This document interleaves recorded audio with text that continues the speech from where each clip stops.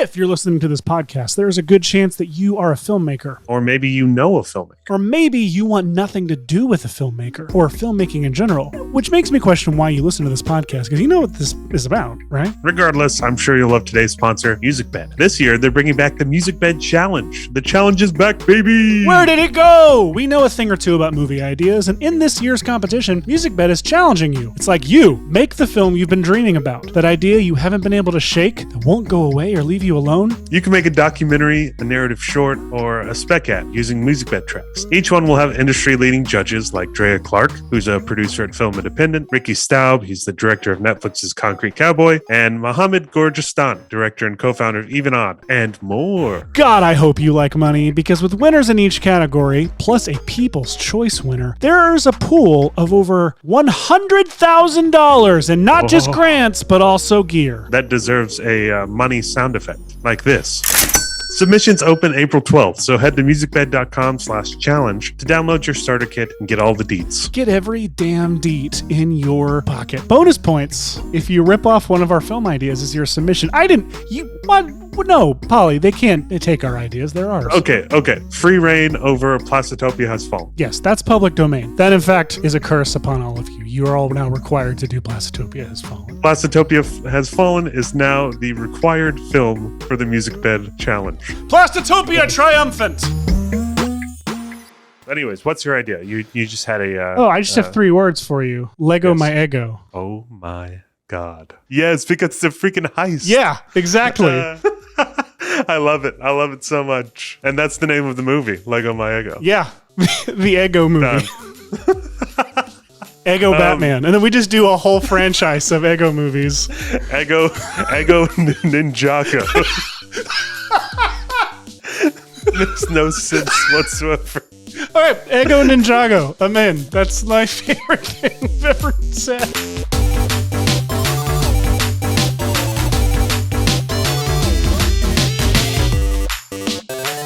Hey everyone, I'm Ryan. And I'm Seth. And welcome back to the Writers Room Game Show. It's a podcast where every week we generate an original feature film idea from scratch in under 60 minutes, working from a set of random prompts given to us by a big Hollywood studio. That's right, Ryan. So Seth, last week we had an interesting episode. Of course, you can listen to all of our episodes on writersroomgame.show. But Tony Hawk was a prominent character in our movie idea last week. And we just received some news about, 20 minutes ago from editor Rene. That was very surprising. Really? What? Yeah. Did you receive that news? Oh, I didn't know if you wanted me to act like I hadn't gotten it. I didn't know what our act was. Here, keep this in, Rene. Yes. Sorry, so they can see behind the scenes of my lies. Yes. No, but yeah, Rene had messaged us and said, hey guys, I was going to surprise you. Please, Rene, while you're editing this, cut in to you describing your message. And just do it right now, Rene. Do it right now. Yes, right now. Hey, Rene here. So, to just clarify a little bit of what Seth and Ryan are talking about, I was like 20 minutes into editing Tony Hawk's Soul Skater when I thought that, wow, it would be really funny if Tony Hawk had a cameo. So then I checked, and turns out he does have a cameo. So obviously, I decided that it would be a really smart investment to cough up like nearly $500 for him to basically critique Seth and Ryan's idea. So if anyone's used Cameo, you know you barely have any characters to write your message. So I had to be really, really tight about it. So where it says, what's the occasion? I wrote, just a fun movie idea. Screenwriting encouragement. I was trying to get Tony Hawk to give Seth and Ryan some advice because I think it would be really funny to hear Tony Hawk talk about screenwriting. Second of all, it says instructions for Tony Hawk. I wrote, my friends have a small podcast called The Writers Room Game Show, and a funny critique of their silly idea would be cool. So I wrote small podcast because I don't want him to think it's like a huge thing and they were going to start charging us. And I also wrote down silly idea because I really didn't want him to read the log line and feel threatened for his life or anything. So the log line is, after a drone crashes in a Tony midway through performing a 1080, his invisible ghost comes back to help mentor an 8-year-old kid. So the next day, while I was anxiously waiting for him to send the video back before Seth and Ryan had their Zoom call, I got an email saying that he rejected my request. Which I guess just means he wasn't a fan of the idea. Okay, we're back. Incredible. My God, incredible. So he said that, and then he goes on and he told us that the team, not only did they deny it, they said, leave the script behind and ask them to do something original. Oh my God. A personalized rejection. That's incredible. They Which, really hated it. Which I kind of love. We've never, that's the closest we've got to a celebrity giving us feedback on our idea that features them. How dare you tell us that Tony Hawk's Soul Skater is not an original idea? I think it's quite original. I think it's one of the most original ideas ever come up. Maybe not. If we change Tony Hawk's name to, what? Is it just because it includes like something that previously existed? Anthony Falcon? No, hang on. Yes, Anthony Falcon. First off, it can be in the movie and is in the movie done.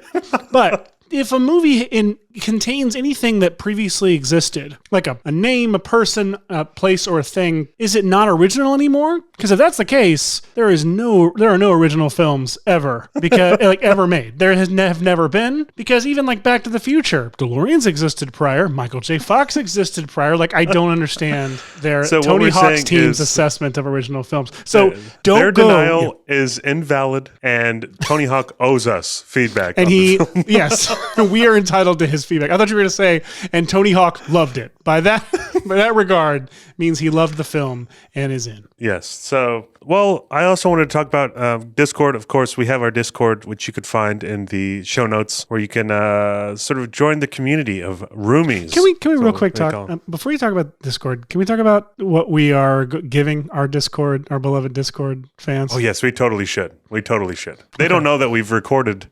We've attempted to record an episode between this one and the last. We should tell them right now. Okay, please tell them, Seth.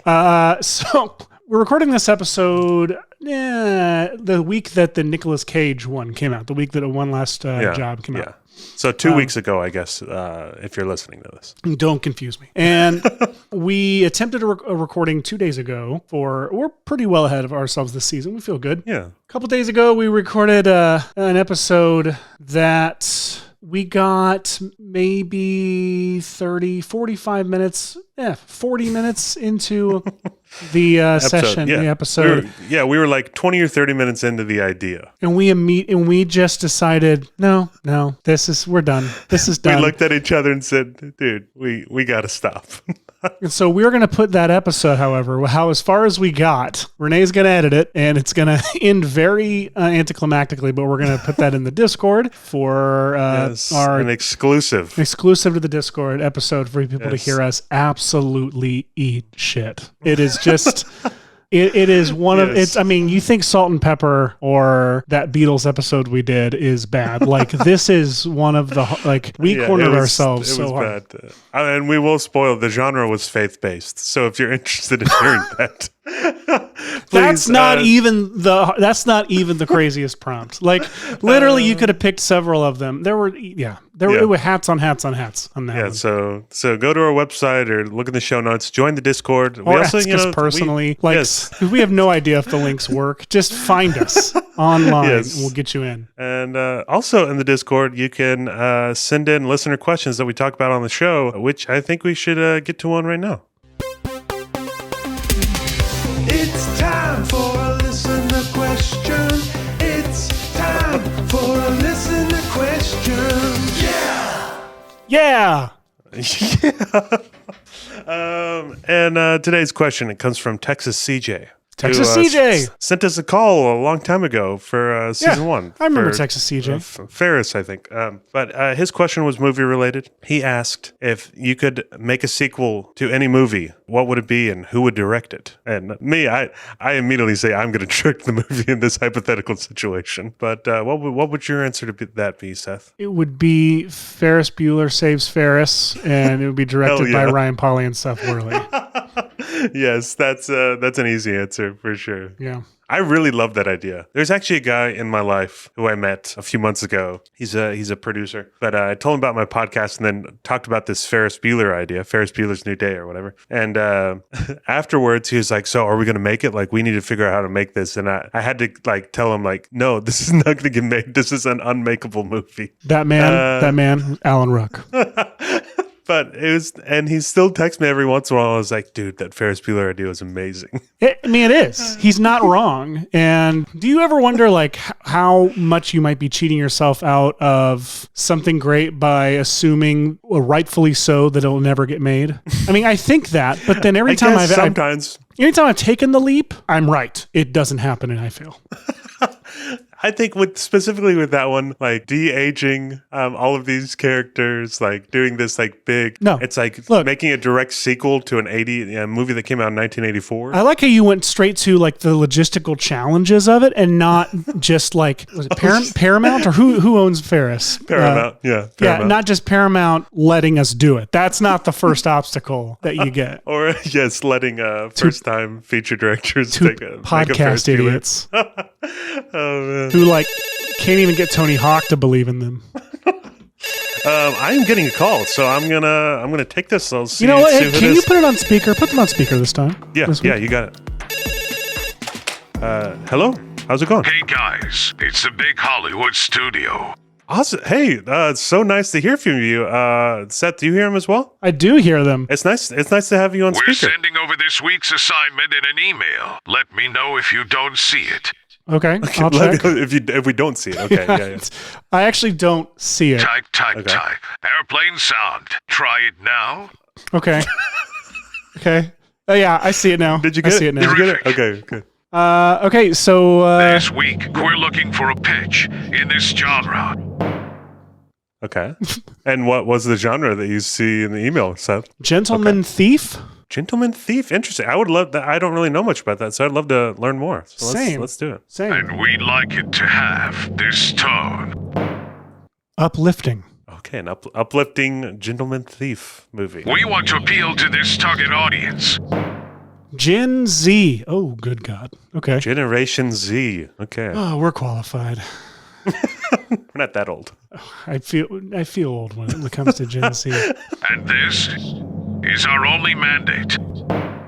With Jerry Seinfeld scoring $14 million to make a movie about Pop Tarts, the studio is wanting to get another film in development based on a popular breakfast brand. They're hoping this can compete with Pop Tarts at the box office, a la White House Down, Olympus Has Fallen, Truman Show, EdTV, Ants a Bug Life. So these are all similar. They basically so a competing breakfast brand film. Okay.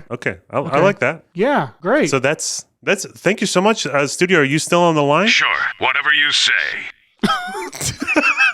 So passive aggressive. Okay, well, thank you so much for calling us. We'll get right to work on this movie idea. We're so excited to hear what you come up with. Talk soon. I love you. Love you too. Oh wow. Bye. I love you too. Okay. Okay. I'm gonna hang up now. It's good to finally dial talk tone. to them for the first time. Yeah, it was. I love that you got to enjoy the experience of talking to the studio this time as well, Seth. Yeah, he sounds very like he could book us movie tickets or tell us movie times. Yeah, it's very similar to the movie phone voice. I guess the only other thing we have left is to hear our 5 ideas for the idea generator. Those are ours. So, all right, pre-existing ideas we are bringing to the table. A vat of electric eels. Okay. A character loses their face. An asteroid that can talk and has a soul. I'm a giant rock. The president. Nice. And Disney jail. All right, Disney jail. And that means... The Writer's Room game show has begun. Hit the soundboard retroactively. Oh, that was in that was in our lost episode. I'm trying so badly to hit the soundboard into a t-shirt. You got to join the Discord and listen to the lost episode. We're getting so many throwbacks to an episode we're not releasing. This is really fun. So, Gentleman Thief, we might need to... I definitely don't know this genre, so I'm going to Google that. So, Gentleman Thief, or Gentleman Burglar, Lady Thief, or Phantom Thief is a stock character in fiction, usually has an inherited wealth, and is characterized by impeccable manners, charm, courteousness, and the avoidance of physical force or intimidation to steal. Like the Thomas Crown Affair, the dude, I think Ocean's 12, the French guy. Yes, the French guy. Yes, what's his name? Yeah, that's I a love gentleman that. thief character. Yeah, I guess Danny Ocean technically probably is a gentleman thief as well. It's like he doesn't, it's very smooth. So we can kind of do sort of a heist movie with this, uplifting heist movie. Absolutely we can. Which I kind of love. I was kind of hoping we would get heist again. I literally was thinking the other day, man, it'd be nice to, like, I just remember our first heist movie, the Delete Your Account, was so fun to come up with. Absolutely. To Catch a Thief. Oh, Carmen Sandiego is technically a gentleman thief. Nice. I guess so with our mandate being this needs to be based on a breakfast brand, cereal, toaster strudel, something like that. Now. Yeah. It could be so what's interesting to me about this mandate, it's sort of like that Phil Lord, Chris Miller thing where you hear about like the Lego movie. At least me, when I first heard about the Lego movie, I was like, oh my gosh, they're making a movie that's like, this feels like it's going to be a commercial. But then they made something that's, this incredible movie that was like, uplifting and heartfelt. You have an idea. Yeah. Let me finish my thought. But with something like a breakfast brand, we could you have like obviously like cereals with mascots, but you could also just do sort of like they're stealing the recipe for this whatever. You could do that. Yeah. Anyways, what's your idea? You just had I just have 3 words for you. Lego my Eggo. Oh my God. Yes, because it's a freaking heist. Yeah, exactly. I love it. I love it so much. And that's the name of the movie, Lego My Eggo. Yeah, the Eggo movie. Eggo Batman. And then we just do a whole franchise of Eggo movies. Eggo Ninjago. Makes no sense whatsoever. All right, Eggo Ninjago. I'm in. That's my favorite thing we've ever said. Lego My Eggo, is that with like Leggo? I never knew. Growing up, Eggo? I thought they were saying Lego, like Legos, not Legos, Lego, like the brand Lego. So Lego My Eggo. I believe I think you spelled Leggo, my Yeah. Eggo. Maybe with a dash? It's funnier when you spell it like so they're bad words. they actually have trademarked it, and it is with the dash after the L. The apostrophe? Lego, yeah. Okay. Yeah, sorry, apostrophe. Oh, after it's the L. Lego. It's Lego. So it's a French gentleman thief. That is. oh my God! Of course it is. Lego. Lego, my Eggo. Dude, yes, this is great. So we have a title which I love. So now let's come up with done. our yeah. That's our pitch. So you've heard of the Lego Movie, but have you heard of Lego My Eggo Movie? So That's what we're making today. So the premise of these commercials. Let's go to one from 1972. Oh, Lego my Eggo. Lego my Eggo. You'd deny your own father an Eggo frozen waffle from Kellogg's? With extra batter to make a man size? You'd deny me the 4 important vitamins and iron in an Eggo waffle? You'd deny all this to your poor Oh my old God. dad? Lego my Eggo. Oh, will you have kids your own someday? Lego my Eggo. That is what was that? What was that last line he said? Wait till you have your own kids someday. That is one overbearing dad in a breakfast waffle commercial, and one cold-hearted bitch of a child like that. Oh my God. I mean, you can't see this because it's on my screen, but you can hear. But this child is just staring, cold, dead-eyed, just Lego my Eggo with no remorse, just stone cold, dead inside. Waffle hoarding child. And that's our antagonist. Obviously, someone is very precious about their Eggos. Precious. It's their breakfast. Like someone is just like hungry and made themselves breakfast. This Weasley dad who is trying to steal a waffle from. Like, Yes. oh, sorry, that's the commercial. That's obviously not our Yes. our So story. I feel like we should take the heart of, maybe there's a commercial or something that plays in it, but I feel like the gentleman thief thing, it has to be, to me, it's like these super grand heists that it's like, so I feel like something where it's like they're heisting the actual like Post who makes Eggos? I don't even remember. The Eggo brand. Kellogg's. Our demographic is Gen Z, which we might need to do some like thinking about. Because I'm thinking of the Eggo 90s commercial. Like here's the 90s one that I remember. Good morning. As we speak, my dad is preparing a scrumptious Eggo waffle. The time has arrived for the Eggo stealth suit. This child's a gentleman thief. He's got a Rube Goldberg thing that's like stealing the waffle. Crisp Eggo waffle. And Dad, in his Wall Street attire, Hi, Dad. says Lego my Eggo. And this Greg Pikitis of a kid Eggo waffles from eats the rest of his waffles. Nutritious breakfast. Wall Street Dad appears at his door. Guess I blew my cover. Okay, well, maybe we can do. I'm thinking about Gen, because it could be fun I'm to always do. thinking like, about Gen Z. To me, Gen Z, it's like cast like Olivia Rodrigo or like Timothy Chalamet in this movie, and like really appeal to like the stars that Gen Z likes, because That's it would all be you gotta hard. do. You just put Chalamet in, and they're there. They're there. But to me, it's like, because you can't like with ages, you can't just say like they like this specific genre, this kind of, I guess the kind of movie. But to me, it's more about like the star, like the representation and the cast. Yeah. Because even stuff like Euphoria, which is like overwhelmingly Gen Z watched, I'm sure. I haven't even watched Euphoria. No, I haven't either. It's probably for like the people in the show over like, it just seems so dark. It does. It seems, yes, it does. Where seem this so is dark. like very uplifting, the tone. So maybe we do more like those commercials where it's Doo-doo? like a classic doo-doo. My They're insecurity it's for that- pitching it's to Gen Z is coming out in my childish.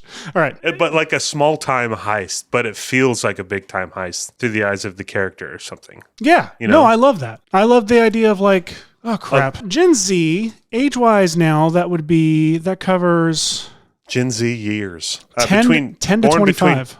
Born between 1997 and 2012. So, okay. They're currently 9 to 24. Yeah. Oh, yeah. The thing I see says 10 to 25. So same thing. Same kind. So we're not making. I was gonna say, are we making like a Disney Channel? Not that young, but like, are we making? I guess I'm as like, are we making a high school comedy, or are we making a like? It sounds like technically, but that's the lower end of the Gen It could Z. be a high school comedy. I think it just needs to, like, I can watch School of Rock as an adult and think that's incredible. And that's like, you know, most of the characters in that movie are kids, you know? So, okay, so we're starting with the whole premise of like Lego My Eggo, of like basically someone's making a waffle. Usually it's an adult, or not, because in the first one, 70s, it's not. I'm sorry. So one person's making an Eggo waffle. The other person is trying to steal it, right? So that's like the inherent premise of Lego My Eggo. However, are we going to do like what the movie version, which is like you basically do a twist on that? Like the normal world is that, but there's a twist of like, oh, instead of a waffle, I accidentally stole an entire Swiss bank account. You know, like what is the, or like a jewel? Like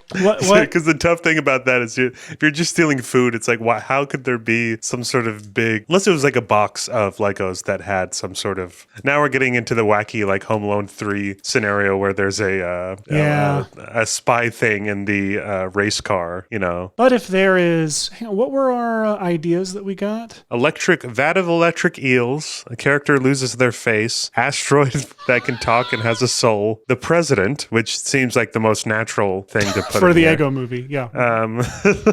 Or Disney jail, which I still don't know what that is. Disney jail is a 30 Rock joke that I stole and put into our generator. It's I think the throwaway line. I think Liz or somebody refers to the time they had to bail Tracy Jordan out of Disney jail. And I just remember thinking that was incredibly funny and didn't know what it was. Yes. But yeah, because all those are so extreme. The electric eels one just makes me think of Spider-Man No Way Home. It's like, you got to watch where you fall. Oh, yeah.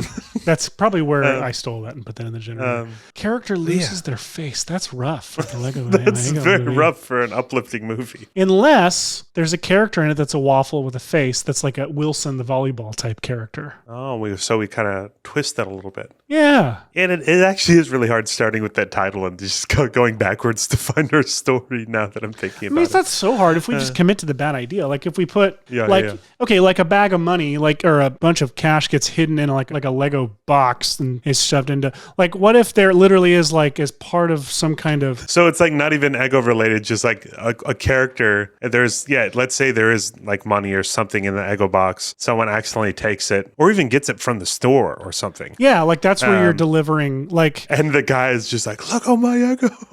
It's this big moment. The camera pushes in and then they say that in the title. What if it was like a spy versus, not to reference my own damn short, but if it was a spy versus guy. That's all right. I referenced Pizza Time in our Lost episode, so I and it's lost forever. So I just, doomed us. But in Spy, the whole premise of Spy versus Guy is... Which are both Pizza Guy movies. But. They 100% are. Premise of Spy versus Guy is in the 70s, a Russian spy comes into possession of a concealment coin that has like a missile launching technology inside of it when paired with a remote, and then promptly spins it on a Coke and loses it for decades until we come to present day. A pizza delivery guy gets that quarter as change from a Coke machine, accidentally activates the missile launcher and in it by setting it on his microwave. The spy, now older, becomes aware of it, and the whole thing is like a Wile E. Coyote kind of a premise, with him using all this old Cold War gear to try and get the coin back into possession without harming the guy or without bringing attention to himself. And so the premise here could be like, maybe there's some kind of technology hidden in this waffle box, or stuffed into this waffle box. I think if it's we have like a young girl, let's just say Olivia Rodrigo is our protagonist. Done. She's shopping at the store. She picks up some Eggos. Then we find out, there's some sort of device or plot device to reference another Seth Worley film. Keep them coming. Keep them coming. I thrive on it. And it's old and new. I'm just kidding. It's old and new.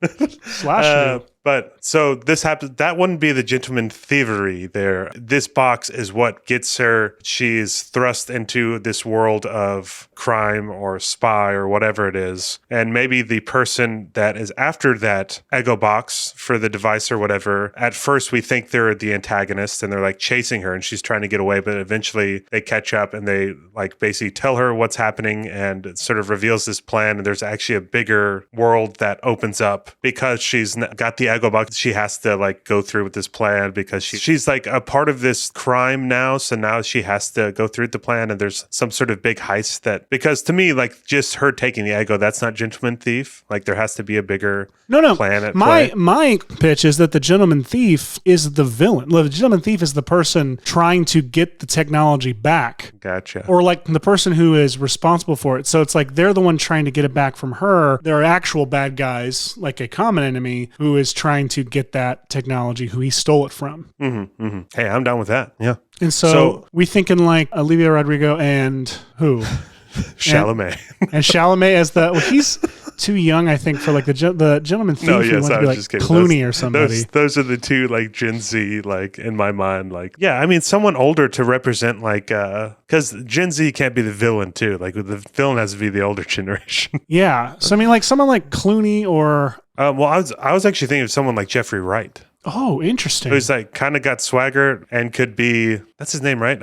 I just watched, he's like Commissioner Gordon. Commissioner Jordan? Yes. That's my favorite of the Batmans where Commissioner. I just watched French Dispatch, and his character in that movie is sort of based on. That's my favorite storyline. Yes. And it's so good. But I feel like he could have that sort of gentleman thief swagger, but also sort of be villainous like he is in Westworld. Yeah, I love that. Let's do that. Jeffrey Wright. But yeah, maybe our first act is sort of day in the life for her, and then she takes the Eggo. We sort of get to know her because we kind of need to. I don't want to have another problem. Why is she at the store buying a box of waffles? Maybe because her brother always steals the waffle, always gets the waffles, and she doesn't ever get one. And so she actually stops at the store. Yeah, we sort of have a reenactment reenactment of like a Eggo commercial. Yeah, because that's like, because I'm thinking of, this is a weird reference, but the Alexander and the Terrible, Horrible, No Good, Very Bad Day movie is actually, it took me a long time to get to it, but we watched it like about a month or two ago, and it's delightful. And I've never seen it. Really clever in how it adapts the book, and that the first act of the story is like essentially the premise of the book, where nothing works out for Alexander. He's the one always having terrible days. So he makes a wish that like other people would understand how he feels. And the movie then is about his whole family having the worst possible day they could have. It turns the whole story on its head in a really nice way. I like this being like the first act is kind of like the commercial, like a Lego Mango commercial. And then we Home Alone 3 it, but with cool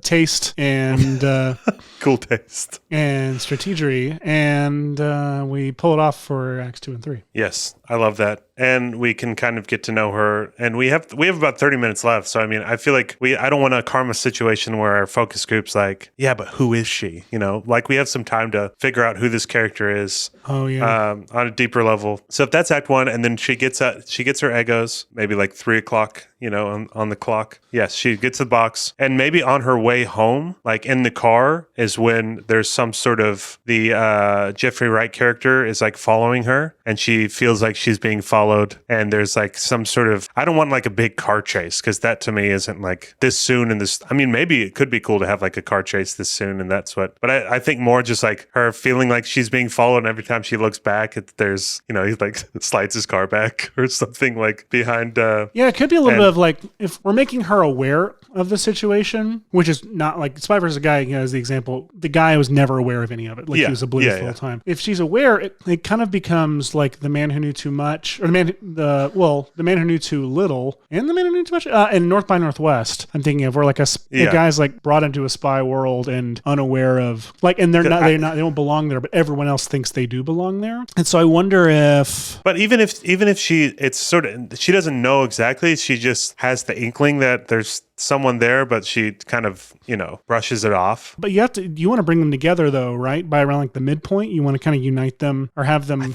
I think so, right? Because there's got to be something bigger involving the president here.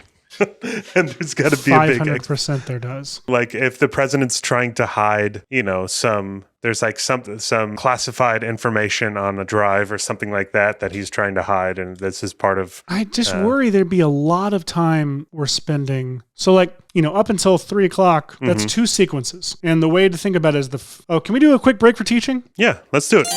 Pardon the interruption. We must now take a break for teaching. I hadn't heard that yet.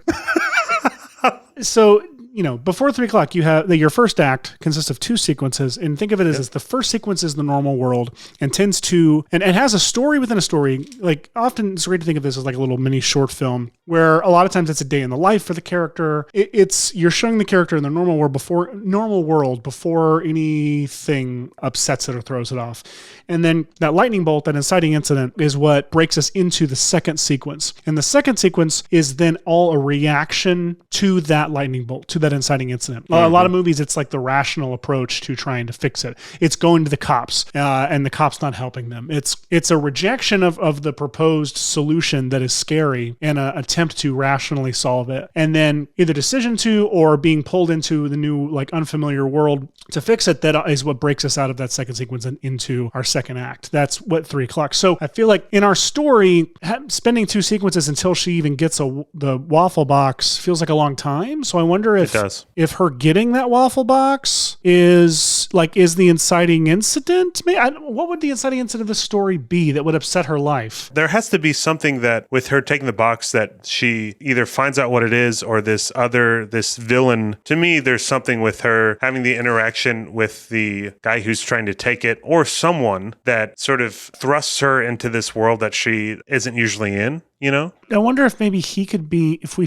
kind of secretly treat him as the protagonist, and maybe he has like an inciting incident that causes him to hide. Maybe he like intentionally passes it to her, or it could be like Mission Impossible Ghost Protocol, how the prologue we're like just suddenly in the middle, like at the end of this action scene that we didn't see, and it's sort of like we can almost like start the movie and it's more of we're already in the gentleman thief, you know, genre. Yeah, and it's near the end of this mission or whatever, and it goes wrong, and so he has to hide it in an Eggo box. I love doing like a rabbit's foot thing where we don't know what it is that he stole and what it is. Yes, just like an Mission Impossible episode that just absolutely went off the rails. But yeah, we hide this. We got to figure out what this device is. But no, I'm saying I like not knowing what it is. I like if it's literally like a thing. Oh, we never know. It's like a thing that he stole that's maybe you can contain in a locket, or you can contain somewhere, or it's shaped like a waffle is actually even better. No, it's not. That's bad. That's like Home Alone 3. No. It's a disc.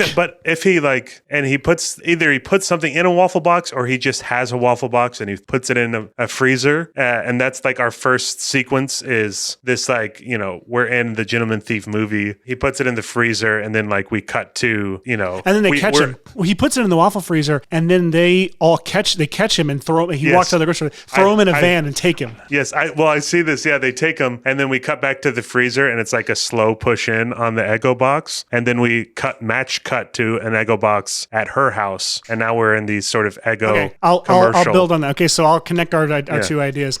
He puts the waffle box. It's like the move from Ghost Protocol where he takes off and reverses the jacket and has the Springsteen shirt on. Like it's that kind of move where it's all intentional and it's all super smooth and quick. So he's like cutting through this little like grocery store, a general store. Like he cuts through like from like. And I see him like speed walking. He's not even like sprinting. Like comes in the front, like does like a jacket reversal, like a costume change real quick. Puts the waffle box in the freezer. We see people far background crossing. Puts the waffle box in the freezer and goes out the back door and is immediately in the alleyway, like met by a bunch of dudes. Throw him in a van. He drives off, and we pull back into the store, watching the van drive off. And as the van drives, it motivates our camera move right, and we follow some dude with a mop or something and find the Eggo box in the fridge, and and we do the match cut from there. Yeah, love it. And so we match cut. Now our second sequence. Or maybe that's the prologue. That's a prologue. And so our main sequence here is like meeting her at home. Yes. We get to know her. Oh, it's her getting the box out of the fridge, right? So like...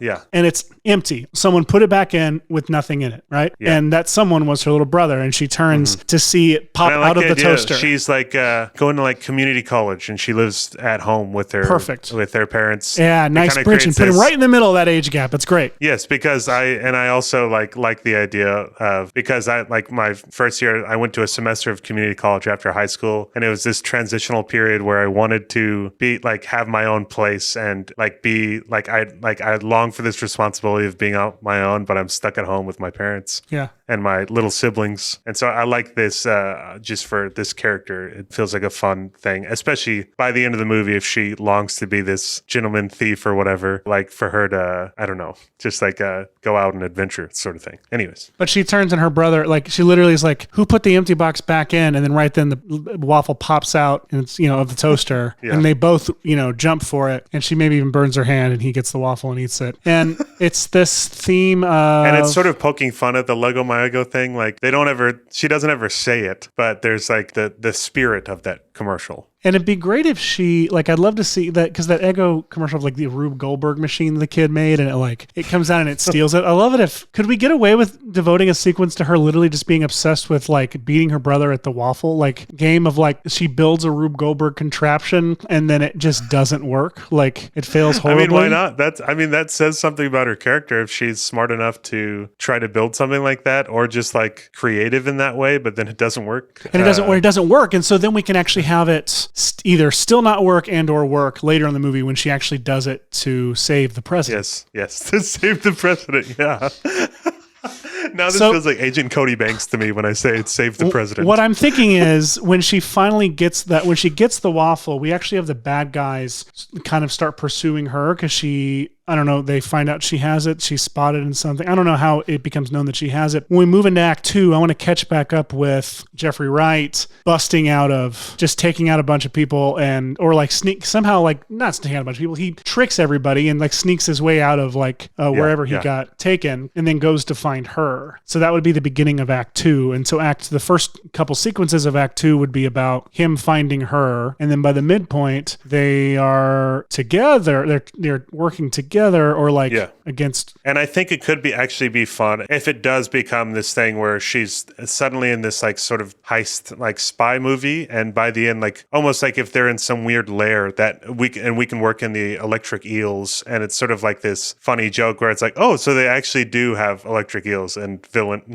lairs. Like I like if the villain bought them and doesn't know what to do with them. Like yes, I bought a lot of them. I have to feed them constantly. I thought they could generate power. I had a whole idea. Because if we're going to do the whole save the president thing, then we might as well have some fun and poke fun at the ridiculousness of a villain like that. Yeah, it looks like I'm getting a fax from the studio, Seth. Oh, fax. Okay. Hey, do you hear that? Hey, guys. There have been some developments since we last spoke. You'll find all the details in the fax we just sent over. It is unclear where my voice is coming from.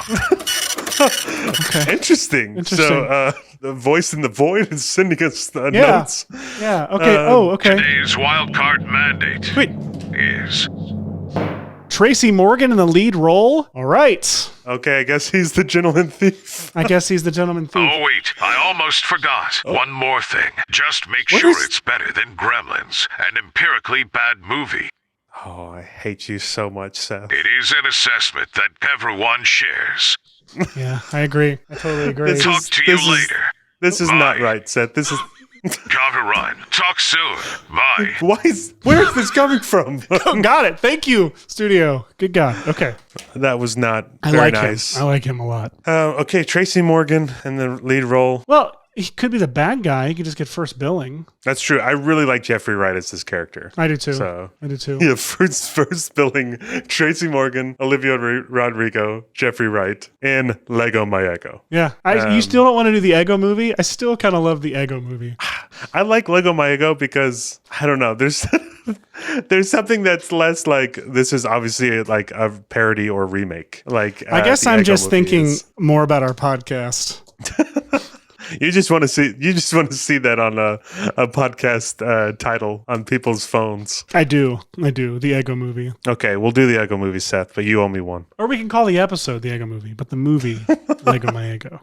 No, we gotta go 100%. How about the Eggo movie 3: Rise of Plastitopia? The Ninjago movie. Fun fact: I really, really wanted them to call Lego Movie 2. This is back when I was pitching a lot of Lego stuff, but I was like, told somebody on the team, I was like, please call it the Lego Movie sequel, so you can call Lego Movie 3 the Lego Movie sequel 2: the third Lego movie, because I just wanted the most confusing title ever. Classic. They didn't do it. They don't listen to me. Instead, what was the Lego movie? Was it just... See? You don't remember. Lego Movie 2? It was Lego Movie 2, the second one, I think is what it was called. The second one. Yeah, that's right. Anyway, so we're getting off topic. 15 minutes left. So we have Olivia. So we can have her, doing some weird Rube Goldberg machine. It doesn't work. But eventually she goes back to the store to get more Eggos. Here's how she can take action and it can cause the events of the movie. That's what I've been worried about this whole time. It's like, how can she... Yeah. Like, I feel like her actions weren't causing anything, and she was kind of like a passive protagonist for a while. And so now I'm wondering, she tries the Rube Goldberg thing, doesn't work. So then she goes out, buys a box of Eggo. I'm assuming the plural is Eggo, just like with Lego, but and she's going to like play a prank on her brother. If she can't steal the waffles from her brother's always going to get the waffles first. Then she's going to like put something in the waffles to make the kid diarrhea or something, right? And so, sure, yeah. Right? Naturally. Like something like that. And so she buys the Eggo to sabotage the Eggo in some way. And in doing so, accidentally activates like triggers or sends out a beacon from whatever is inside this Eggo box, right? Yes. And I like that too because, we can sort of focus on this Eggo as it travels from the store to her house. Like we obviously know that is the one that we saw in the beginning. And activate some big, and then we can cut back to Jeffrey Wright, who can sort of, if he has some sort of beacon that like beeps on his person or something, and then we have this cool escape scene from him or something. Maybe the way we know that it's the right Eggo one is because there was a mascot on the front that was an asteroid that can talk and has a soul. There's like a tie-in with a movie that doesn't exist. Yes, like a weird cartoon that kids love in this specific movie world. Yeah, I like that. So what's it? The brother makes a character out of waffles. Like she's so pissed because he gets the waffles, he doesn't eat the entire thing because he always makes this character out of it that he bites the craters out, and it's an asteroid that can talk and has a soul. It's waffly, the asteroid. I guess that's the best way to incorporate that idea. And then he has a face, and then he loses his face later. And gets sent to Disney jail. Sure. Perfect. Too 50. far. That was too far. Yeah. Which is funny because Tracy Morgan is the wild card now, which full circle in that joke. I guess let's talk about what the villain, because I know you want to do the thing where it's like rabbit's foot and we don't know what it is, but at the same time, if we want to incorporate like this villain or the president, we kind of need to know what this device is that they're after. What if no one knows? What if literally no one knows? Like not even the... Dude, are gentlemen thieves usually like freelance? Do you know? I think they work on their own, right? I mean, Ocean's 11 and like Tom's Crown Affair and most of Pink Panther, I guess, technically. Yeah. They're definitely not full-time for some government. Yeah. If that's what you're asking. He would be like on his own, acting on his own accord to try to sell it and make money or, reveal the contents of. Okay, so he's in over his head. He's not a spy. He's just a thief. And but then there's I guess the villain should be a part of what if the villain is the president. Oh, man. Like President Tracy Morgan. As himself. Because then it could be like the CIA or whatever that is, and the Secret Service that capture him in the beginning or whatever. Yeah. And yeah, this device is, I don't want it to be like launch codes. If it's like, it has classified information about the president. I still like them not knowing. It's from some foreign government. Sorry. You know what I mean? I just, to me, it makes it easier to like try to figure out her role in it if it gives her like a reason to want to help with this, because I guess they need to. To me, it would be to clear her name or something, right? Because I guess this beacon goes off when she gets the Eggos, which send the president and his goons to her house to capture her or something, or get it back. The Secret Service. She needs to his goons. So. But she would need to somehow grab that Eggo box and run. Like, we need it can't be like this thing where she just gets captured and like she needs a reason to keep that. So maybe Jeffrey Wright escapes right before the beacon goes off or something, and it's like a race back to her house. But I guess now I'm thinking like Jeffrey the thief, would he just abandon the mission if he's like in over his head? No, see, I like the idea of him feeling like he endangered this girl, and so now he has to go. Also, he still wants it. He can make a whole lot of money off this. Like then he becomes kind of a Jack Sparrow type character where he's he's a shape-shifting character who's kind of in it for himself, and then in the end actually cares about her. He's like, you remind me of my daughter, and it's this family kind of thing. He's like, I need to go back. What if he's like, you remind me of the daughter I don't have yet, the daughter that I plan to have eventually. Yeah, so I guess that's our like inciting incident is the beacon goes off, which it's like a race to her house.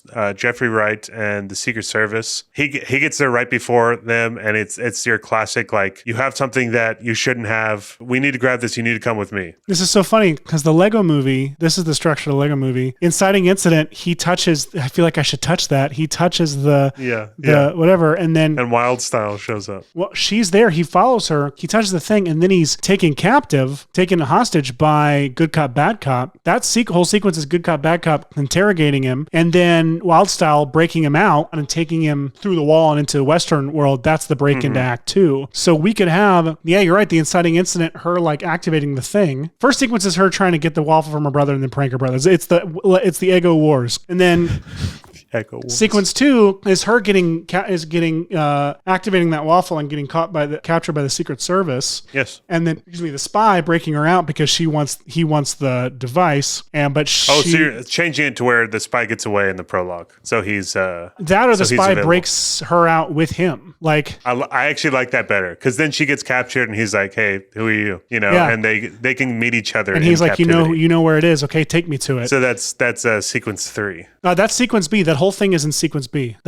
She's taken captive, and then they break out. That breaks us into sequence C. Yeah, love it. Okay, so he breaks her out. They're on the run, and now Secret Service is after them. Maybe they're on the run, but the Secret Service still has the Eggo, or they have. No, I think it's got to be somewhere. Where would it be? It's got to be somewhere where they're going to get it, and the Secret Service are following them, like close on their tails. So she had it, and then she did something with it. I mean, I guess the natural thing to me is she threw it away and it was trash day and the garbage took it, Let's start somewhere before that. The brother, like maybe he's bringing Eggos to show and tell at school. Well, the brother activated it in the toaster and then he threw it out. Okay, so he threw it out because it was like wasn't a waffle. This isn't a waffle. It's like a weird circular disc that he's like, I guess this is the new flavor. And pops it in. Yeah, it starts smoking, and he's like, throws it in the trash, and it's trash day, and he's like, oh no. He runs the trash, plops it in his trash can. The trash takes it, and that's like right as the trash man is pulling away is when the Secret Service pulls up to capture her. Again? No, this would be like, because... Oh, I see. Yeah. That's great. It sets it like, not right after, but like it sets off the beacon, obviously, and they like, as fast as they can, rush to like go to the location where the beacon got set off. Capture, and they're like, where is it? Interrogating her, and she's like, I don't know. Like, I just bought it. My brother always eats the Eggos. He always beats me to the Eggos or whatever. And so and they go to like try to, capture her brother. I don't know. But they break out after that moment, and it's like... She doesn't tell them anything, I think. She doesn't know what they're talking about. They don't know it's in an Eggo waffle. sorry, waffle I'm box. everywhere.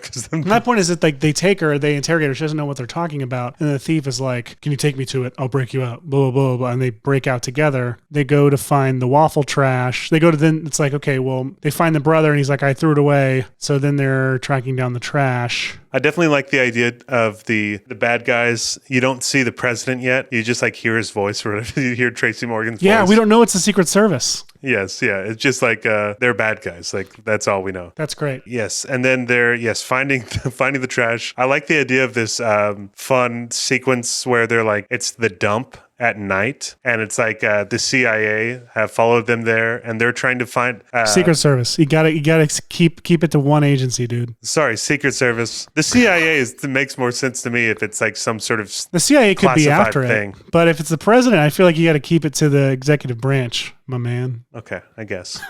Sorry, I'm I'm putting up weird barriers for you in this Eggo waffle story. I feel like you are. I feel like there's suddenly lots of rules. Here's why. Because I feel like the more rules we have, the further this stays from Home Alone 3.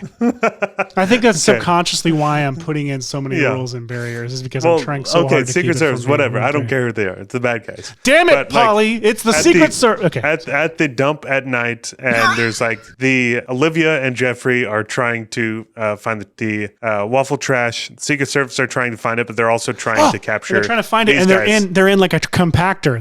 That's our whole action scene, because they're trying to find it while the trash is compacting. Yes, and there's also the Secret Service closing in, and it's like they've got the flashlights out, and there's lens flares, and it's this cool set piece. And we're headed toward fire.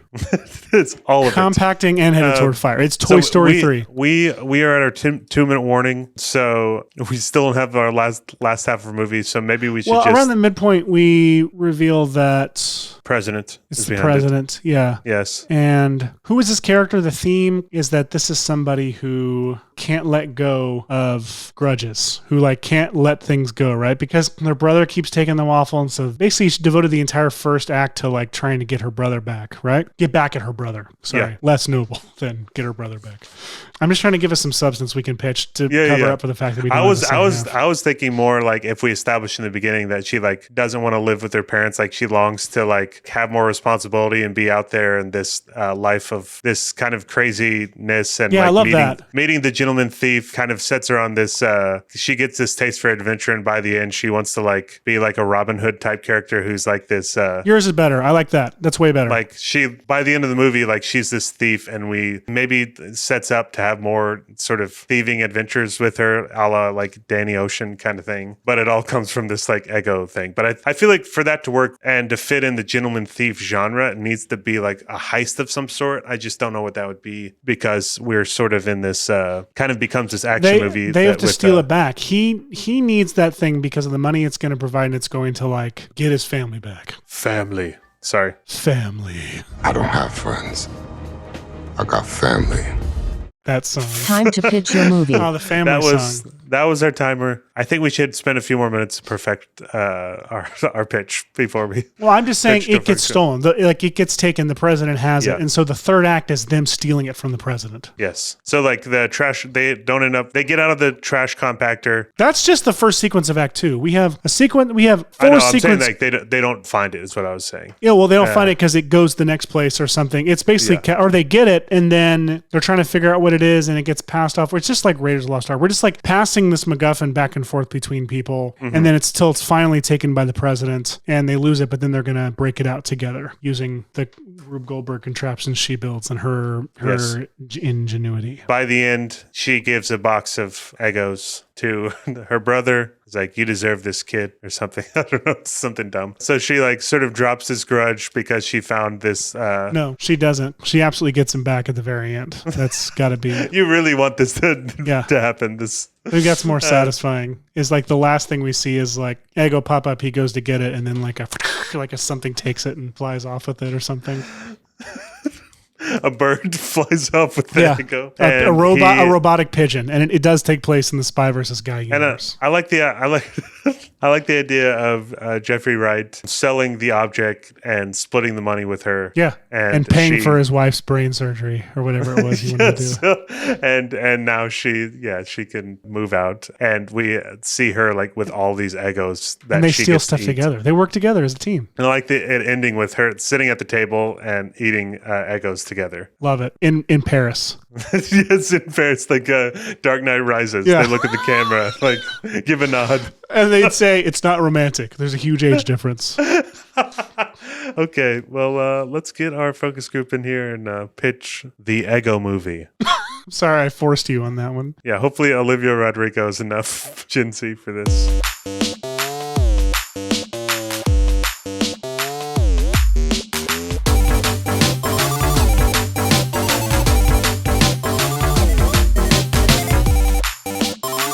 Our guest today on the Writers Room Game Show, she's a filmmaker. She's incredibly awesome. I'm so happy she's on our show. Welcome Lauren Sultan to the show. Hello. Yay. Thanks for having me. We are very excited to pitch you a movie today. I'm just going to jump right into it and tell you what we were assigned by the big Hollywood studio. So the genre that we were assigned was Gentleman Thief, which we can expound upon that if you I didn't know what that was. So okay, yeah. The tone. Yeah. Think like Thomas Crown Affair or Ocean's 11. Ocean's 11, like any like thief. I forgot how it's described, but yeah, thief. It's kind of smooth, and they don't really use intimidation. It's sort of like that, or violence. Mm-hmm. Yeah. Okay. That's our genre. Our tone is uplifting. Okay. Which I actually completely forgot about, Seth. Yeah, we did it. I think we did it. I think we did a good job. Demographic is Gen Z. Okay. Our studio mandate was that this had to be tied in with a popular breakfast brand to compete with Jerry Seinfeld's Pop Tarts movie. They want to release it same weekend. Yeah, exactly. And then we got a wild card mandate that Tracy Morgan had to be in the movie of 30 Rock fame. And and Saturday Night Live. Night Live, etc. And that Bruce Willis movie he made with Kevin Smith.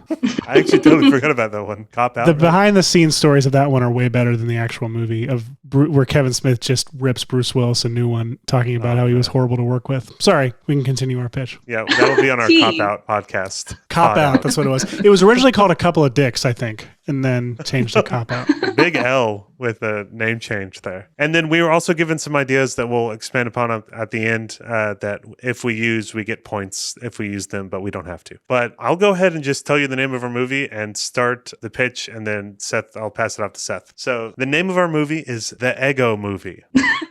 Okay. And our film starts and we're sort of in a chase sequence. Jeffrey Wright plays this character. He plays like Commissioner Gordon in the new Batman. He's in a bunch of Westworld. He was in Westworld. You'd recognize his face. French Dispatch. He is French Dispatch. Yeah, a bunch of stuff. But we see him sort of speed walking into a grocery store, and he like very quickly puts an Eggo box into a freezer and makes his way out of the store. He goes through like a back door. When he comes out, he's ambushed by a group of men in suits and like tactical gear, and they throw him in a truck. And in the same shot, the truck pulls out and our camera follows, and in a oneer goes back into the store and lands on the freezer, and we push in to an Eggo box. And that's when we match cut from that Eggo box to an Eggo box at home. Ooh, okay. And we see Olivia Rodrigo, who plays a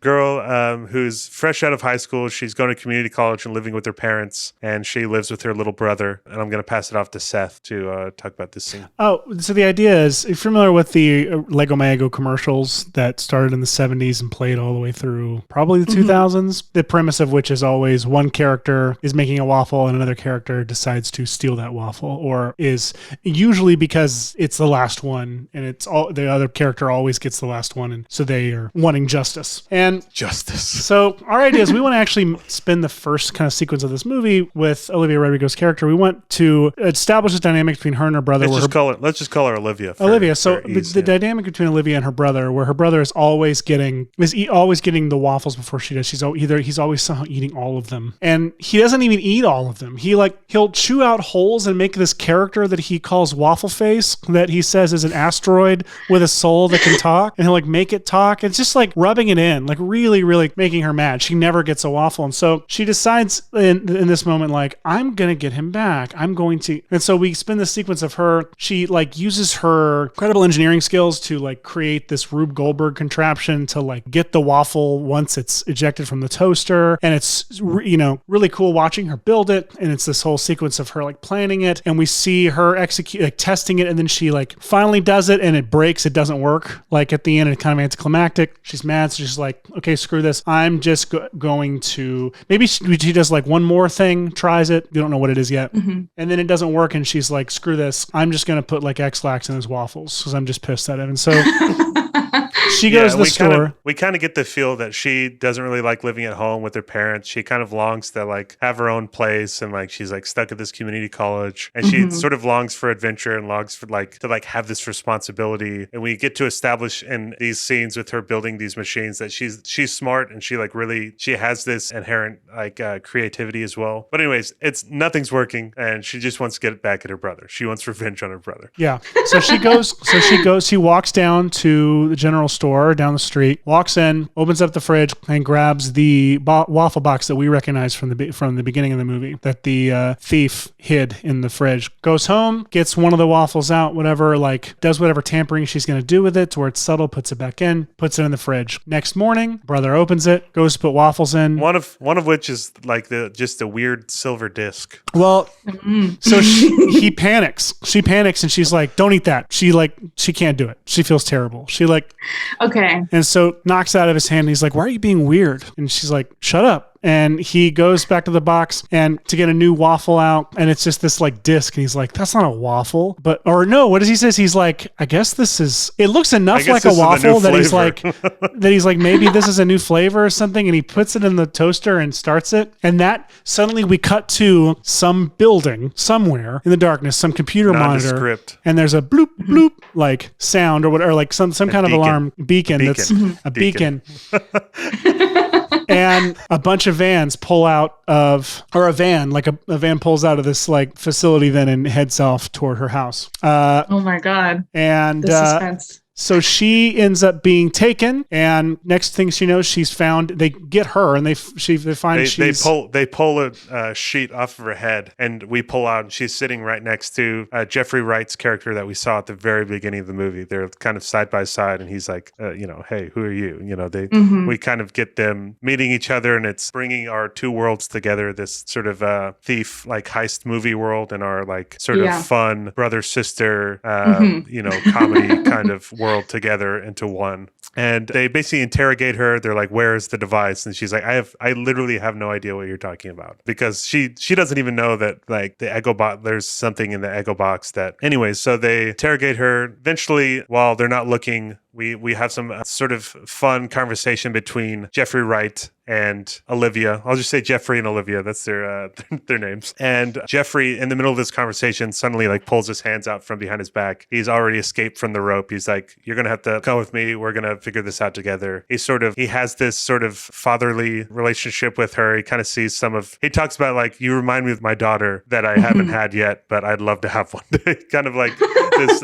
And they escape together, and he's like, "We're gonna go find this device." And they escape, and they go home, and we find out that the brother threw it away because he like popped it in the toaster and it started smoking, and he threw it away, and it's trash day. So oh God. So they have to go to the dump. So it's like this race to the dump. The bad guys are chasing them. We don't know who the bad guys are, but so they arrive at the dump, and they're starting to search through. It's like nighttime. They have their flashlights out. It's like not looking good. And we actually find out that they dive into this like, hole of trash or whatever, and they actually find out that they're in a trash compactor. And it's this like big, sequence where they're like trying to find it, and while also trying to escape from this trash compactor. They ended up getting out, but they aren't able to find it, at which point we see that the bad guys have found it in in the dump. And Seth, do you want to take it from here? Because I'm Yeah, the idea here is that like we then are going to just spend the next several sequences of the movie like playing this cat and mouse game of like the sport where you're throwing things around and you're like hot potato, essentially playing like hot potato back and forth yes, with the sport hot potato.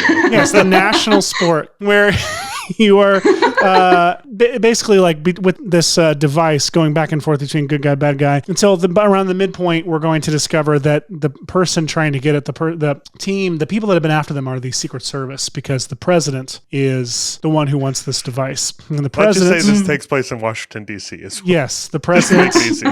The president himself, played by Tracy Morgan, wants this device. And yes. Tracy Morgan, he's the president who's got a lot of small side projects, right? He's got a lot of things. He's not your typical president. Not your typical president. He's got a lot of these like wild ideas and things we don't know what government this device came from. He doesn't even know what it does, but he's got to have it. I mean, he's the first president to ever try to use electric eels as an energy source. The man bought and bred millions of electric eels, and he is using taxpayer money to feed them and keep them alive, and they are generating a fraction of the energy that nuclear power and standard energy sources can provide, but he still believes it has potential, right? So animal rights activists are angry. Yes, very angry. Like, solar power is right here. Anyways, we find out around the midpoint that President Tracy Morgan is behind it and is trying to capture them. And we spend the rest of our movie, we have a lot of fun conversations between Jeffrey and Olivia, and we kind of find out that Jeffrey, he's merely trying to get this device so that he can sell it and get money like all the gentlemen thieves. They're not trying to hurt anyone. They just,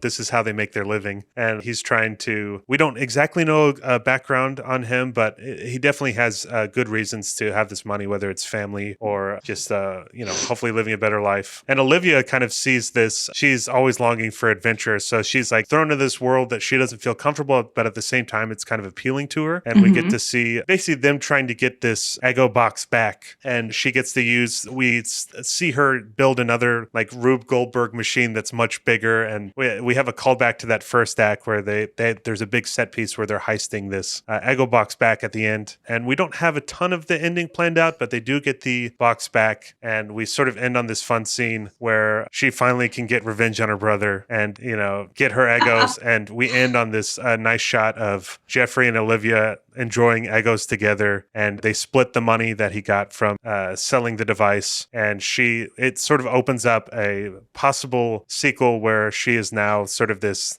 Danny Ocean type who is into thievery and heists and all this stuff. But that's the general idea of the Eggo movie, aka Lego My Eggo. Wow, that's the tagline. It's the big tagline that could also be the title. Yes, when when the studio will A/B test titles on the poster itself, where it'll be like Live, Die, Repeat or Edge of Tomorrow, whichever one you want it to be. Yeah. That's what it is. It's the Eggo movie, but on the poster it's like Lego My Eggo, super big. I love that. I love that idea. Yeah. Classic. So before we get to our questions, do you have any comments or thoughts or questions? I don't really have any. I love that concept. It's kind of giving Clint and oh my God, I don't remember her name. Hawkeye. Series. Kate. Yes. That's her name. Clint. That is a great comp. That is a really great comp for the tone that we're going for. Yeah. Yes. Yeah. And I'm loving it. It's really fun. I think it's like enough like quirky for the Gen Z, but also it's giving action. It's giving action. Wonderful. We did it, Polly. Woohoo. Okay, so now we get to our focus group questions. So we want you to rank these 1 to 10, or rate these 1 to 10. Our first question is, would you see this movie? 1 to 10. I think 10. I would 100% watch Loki solely for Olivia Rodrigo. Nailed and it. Gen everyone Z. Else, I'm like, okay, I can watch it. Then we literally talked about what do Gen Z like, and I was like, we just need like good like actors that appeal to. So it needs Zendaya or Olivia Rodrigo, and then Zendaya. Yeah, Zendaya. That's what knowing Lauren, Seth, like we should have just had Zendaya and Tom Holland both in it. Oh, and the one of the villains, whatever, it could be Harry Styles. Yes. Wait, Harry there you go. Styles. I literally today in my class had a student. So I teach a screenwriting class, and one of my students like had a joke in their script about Timothy Chalamet getting cast in the Harry Styles biopic, and I had to pause the table read to ask if that was a real thing that was happening because it felt like the Earth would cave in on itself. Right? Yeah, I wouldn't. I personally would see it, but would I like it? Like, let's just get Harry to be in his own biopic, baby. Let's just pivot the Willy Wonka movie he's doing into Harry Styles biopic. Yes. Okay, 10. Awesome. So this question, it's obviously a little subjective, but 1 to 10, would you recommend this movie to a friend and why? And why? Ooh. Yeah, And I'm why? just interested. Just he's throwing that in just for you. I think honestly, with how it ends, I would go another 10. Yes. Yeah, I think it's wholesome. I feel like my friends would also relate, like most people don't like where they are in life and we're just kind of plowing through, doing what we need to do to survive. And then, but it's fun. And also Olivia Rodrigo. So that's every answer is like we did it Olivia right. Rodrigo.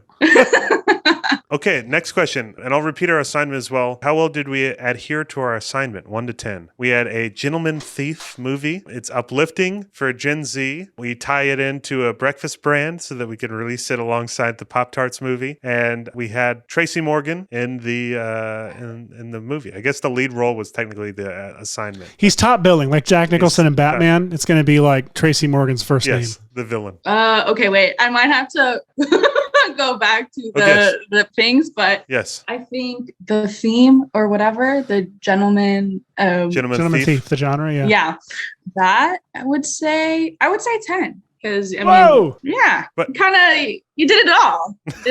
You stole something. You think it's uplifting for Gen Z? I do think it's uplifting. Polly, we got it. Move on. We got it. We got the laugh. Let's move. I'm just making sure. I'm not going to say no to a perfect 10. And then rate the overall idea 1 to 10. 10. I'm not trying to, just give it to you because you guys are nice. But Olivia Rodrigo. Why not? Damn it. And Olivia.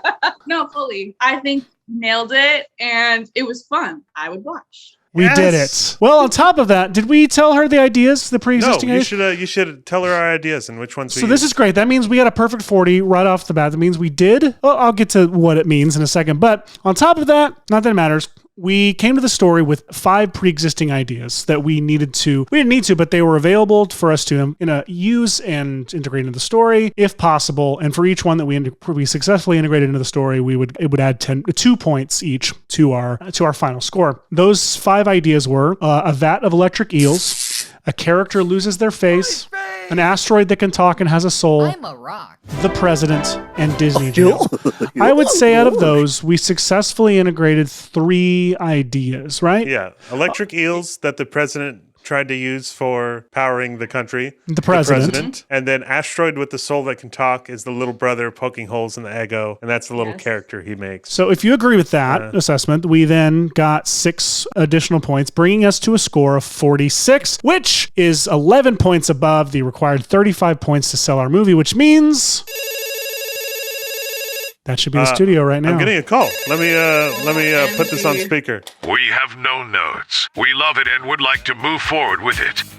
That is incredible. Yes. Thank you so much. Please accept this trash bag filled with money.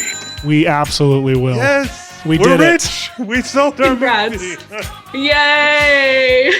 So when we get the money, do we share that with the focus group or is that just ours, Seth? I think it should be shared. Not at all. Oh, no, not at all. It's just for us, I guess. Just for us. Perhaps. I don't know how to respond to that. Okay. Well, okay. We'll leave it at that then. I'll take an autograph from Olivia. Absolutely. Oh, the studio has approved. Gotta run. Talk soon. Talk to you later. Okay, see you, studio. Bye. Oh man, the studio is so kind to us. Wow. The Writers' Room Game Show with me, Brian Pauly, and Seth Worley. Executive produced by Grant Wakefield at Weekend Video and Ann Fogerty at Plot Devices. Edited to perfection by Rene Gomez. Our art is by your buddy, Meg Lewis, and our face-melting music is by Ben Worley. The Writers' Room Game Show is a Weekend Video production in association with Plot Devices. Learn more about Weekend Video at weekend.video and check out writersroomgame.show to listen to all of our episodes and suggest your own prompts for future shows. And don't forget to rate and review our show on Apple Podcasts. It really helps our show out a lot. See you in the next one.